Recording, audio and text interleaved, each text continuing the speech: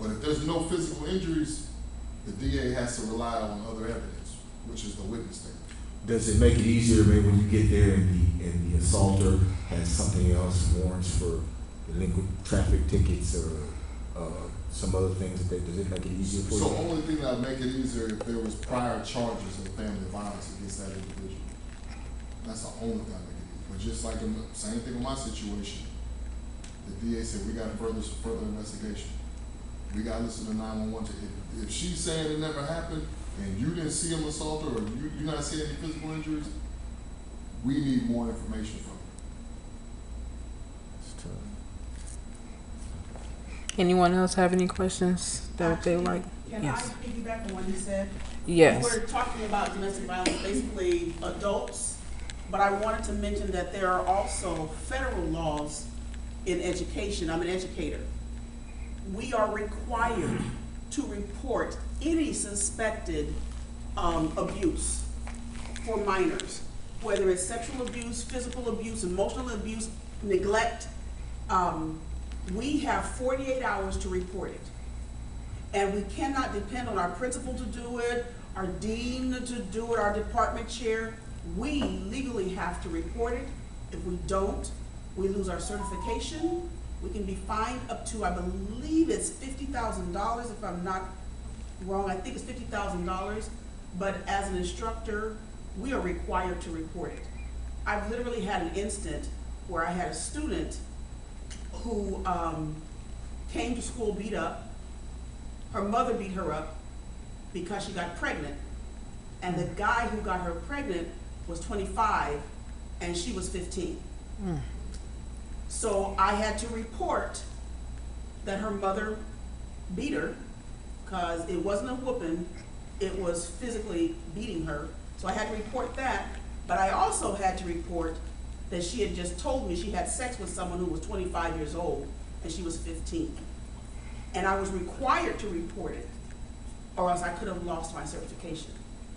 Anyone in education, if they learn of any domestic violence or any of those things, we're required, not just Texas, anywhere. Amazing. Yes. Yes. Well, unlike her, I don't mind using a microphone, so I'll talk about it. I want to piggyback on something Alayla said earlier when she was talking about her incident with her first husband. You all heard it. You heard what she was saying. Well, I just want to say, you'll see why I'm saying it. This person that abused her, physically abused her, on and on. This was my cousin. This was my cousin. And when she called me, she said, I'm scared. What do I do? I knew it was my cousin. You know what I said? I could have said, well, give him a chance or whatever. I said, you call the police and call them right now. Yeah. And my point is, too many of us, we see wrong and we harbor information because, no, that's my cousin, that's my nene, that's my whoever. Wrong is wrong.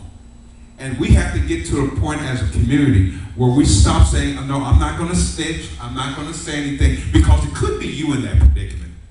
And if it's you in that predicament and a neighbor sees you, and you're going to look at them and say, aren't you going to do anything? Aren't you going to say anything? I don't care if it's your cousin, it's your brother or sister, wrong is wrong. And it's time for us as a community to start speaking up when we say something that was wrong. Imagine if I wouldn't have said anything to Alayla. Who knows what could have happened.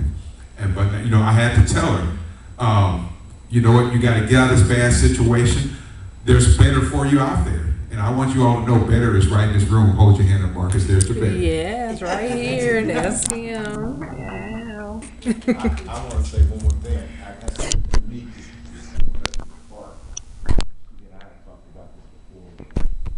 We all have a relationship with married, friend, boyfriend, girlfriend, whatever. But I think something is overlooked, and I'm a unique person, is a self-imprisonment abuse, meaning that you can be in a relationship and what you would think. We joke about it, because I told you the story when I was back in my young, foolish days.